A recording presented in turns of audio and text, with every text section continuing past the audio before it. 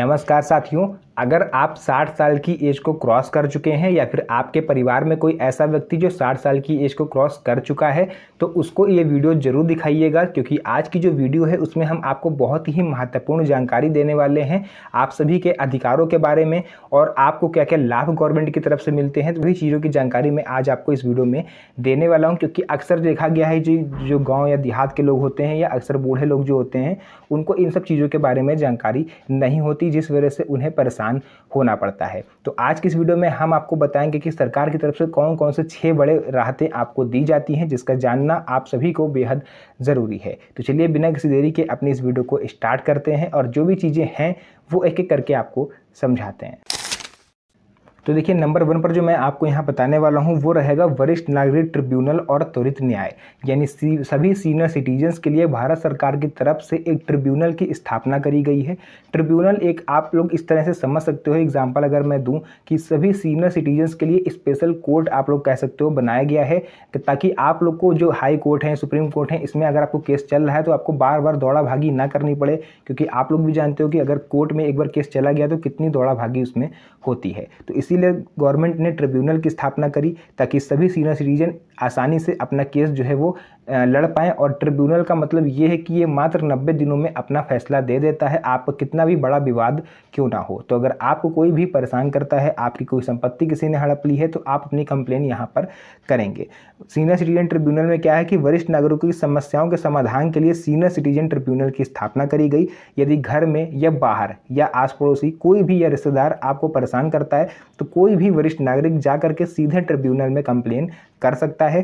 त्वरित न्याय यहाँ पर आपको मिलता है, यानी ट्रिब्यूनल को 90 दिनों के भीतर यानी मात्र 3 महीने में अपना फैसला सुनाना अनिवार्य है। वरिष्ठ नागरिकों को वकील की भी कोई आवश्यकता नहीं होती। आप ये भी परेशान मत होना कि आपको वकील की फीस देनी, आप क्यों स्वयं प्रार्थना पत्र लिख के यहाँ पर जमा करेंगे, आपका काम हो जाएगा।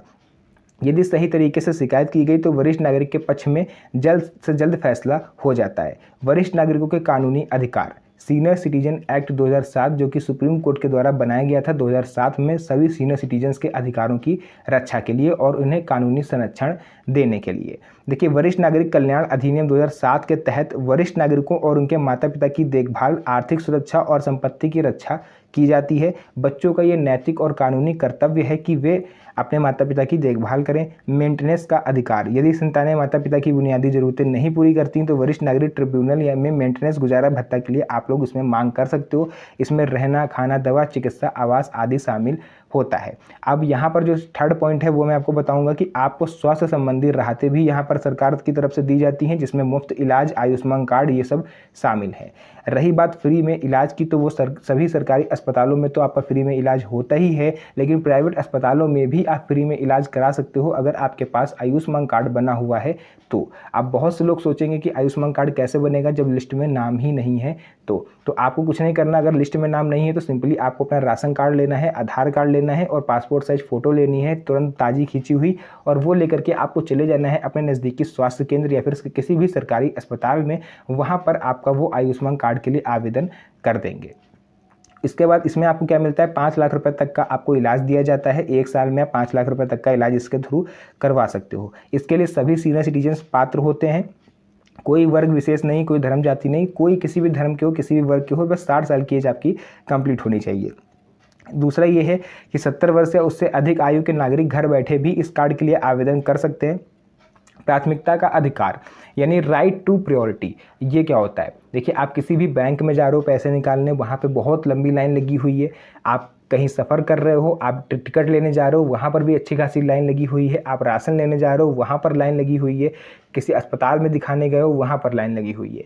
तो ऐसे में आपको क्या करना है, आपको लाइन नहीं लगना, क्योंकि आपका प्राथमिकता का अधिकार है। आप नंबर 1 पर जाके अपना काम करवाएंगे तो आपका काम हर कोई करेगा और ना ही आपसे कोई लाइन में लगने को बोलेगा, क्योंकि ये सभी सीनियर सिटीजन का अधिकार है कि उन्हें लाइन में लगने को कोई नहीं बोल सकता। क्योंकि सभी सीनियर सिटीजन जो होते हैं, जिसमें से कुछ होते हैं जिनको चलने फिरने में प्रॉब्लम होती है, किसी के हाथ पैरों में समस्या होती है, वो कुछ देर ज़्यादा देर खड़े नहीं हो पाते।